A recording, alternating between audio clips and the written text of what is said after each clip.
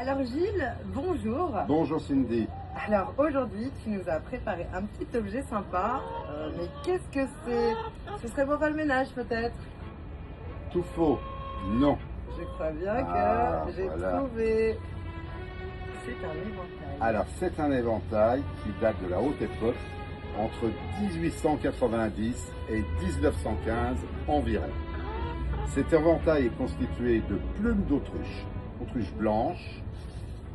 Ceci c'est de l'écaille de tortue blonde, et ici si on approche, vous remarquerez qu'il y a un entrelac de lettres, c'est L, C, S, entrelacé donc de diamants, de rose de diamant plus exactement, monté sur or blanc. Donc c'est un objet de luxe, c'est un objet d'apparat, c'est un objet que les femmes, les coquettes de l'époque, les bourgeoises, portaient pour aller à l'opéra, à Longchamp et dans les grandes soirées. Tout à fait, Gilles. Et donc du coup, c'était à quelle période qu'on pouvait trouver ces éventails? Alors entre 1890 et 1915, un peu avant la guerre, quoi, en fait, Avant 14-18. que tout s'effondre. Et du coup, il y avait un langage de l'éventail, Ah, m'a dit. mais Sylvie, tu vas faire le langage, je vais te Allez. l'expliquer. Alors, Le dis-moi. premier langage, quand il est fermé, qu'on le met contre sa bouche, j'ai un secret. Ah, ça me rappelle quelque chose, ça, Gilles.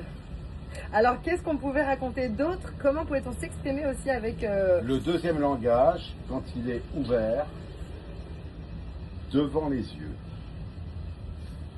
je vous aime. Là, c'est charmant. C'est un langage pudique et je trouve ça très intéressant, surtout que ce genre d'éventail était porté surtout par les bourgeoises, mais aussi les demi-mondaines, Absolument. qui sont autres que des prostituées, qui fréquentent le beau Non, monde. pas les prostituées, des courtisanes. Voilà, des courtisanes Rien à voir. qui avaient cette liberté de pouvoir... Car elles ne se faisaient pas payer du tout. elles se La faisaient courtisane entretenir. avait un sponsor. En Tout fait. à fait. Et nous connaissons des courtisanes célèbres qui ont même réussi à se marier avec des barons et avoir des châteaux. Tout à fait. Il y a des courtisanes qui ont réussi plus que d'autres, n'est-ce pas? Troisième langage, ouvert, on le bat sur l'extérieur et ça veut dire j'ai fini. Ah non, c'était plutôt comme ça, fin de la discussion. Fin de la discussion, j'ai fini en le battant. Un autre langage, quand on va juste les yeux, devant avec les yeux, je vous écoute. Je vous écoute.